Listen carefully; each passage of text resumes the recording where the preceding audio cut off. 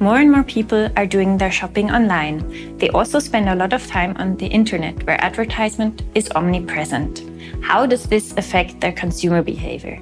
And what are the opportunities or risks for the important task of making consumption more sustainable? This and other questions are the focus of the research group Digitalization and Sustainability. We are a team of young scientists who critically analyze digitalization from the perspective of different disciplines. We investigate the potentials, but also the risks of digital technologies for the urgently needed sustainability transformation of the economy and society. With our research, we look for ways to shape digitalization in the interest of the common good. But back to our topic. E-commerce, smartphones, and personal digital assistants make shopping possible anytime and anywhere. At the same time, the internet also simplifies access to environmentally friendly, fair trade, or even second-hand products. So is digitalization leading us to shop more sustainably? Or are we continuing to increase our consumption levels and thus cause additional environmental pollution?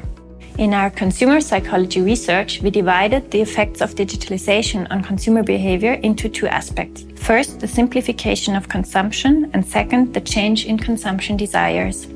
The first aspect means that from the comfort of our own sofa, unhindered by opening hours and physical distance, we can shop online with little effort and often more cheaply. But the internet is, of course, not just a tool for simplifying consumption. It also has become the central point of contact for communicating with other people and for being informed about current events and events connected to personal interests, including our consumption decisions. So the second aspect describes how the perception of online environments changes our attitudes. The fact is that the most frequently visited online platforms, search engines, and social media are financed largely by advertising revenue. This means that we're constantly confronted with advertising content while surfing, which, as just explained, influences our perceptions and thus our attitudes. In light of a decade-long debate about how advertisement can increase consumption desires, this is definitely problematic and not sustainable. To investigate this further, we conducted several surveys and experiments to see how these aspects relate to consumption levels. We did this using clothing and electronic devices and vacation trips as examples. The results show that people do indeed find online shopping easier than store shopping. However, our data doesn't provide evidence that this automatically leads to a higher level of consumption. Instead, whether consumption levels rise depends more on the consumption motives of the individual. From a sustainability perspective, it's at least encouraging that people who found it easier to buy second-hand products online actually also bought these second-hand products more frequently.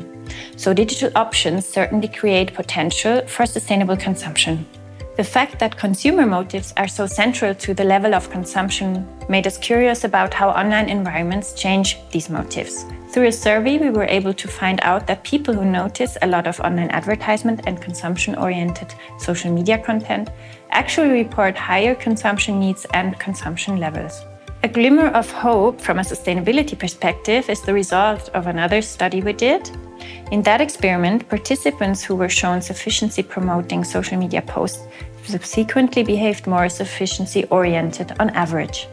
So people can, in fact, act more sustainably through using digital tools.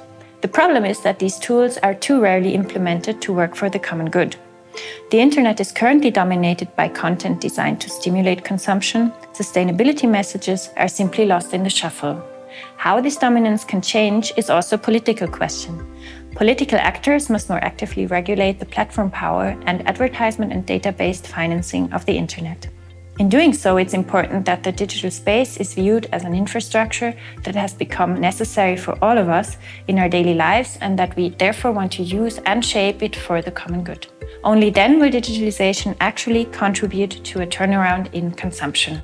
More about our exciting research results at sustainabledigitalization.org, where all our publications can be found. It also hosts lots of other videos as well as lectures and links to our publications on various aspects of digitalization and sustainability.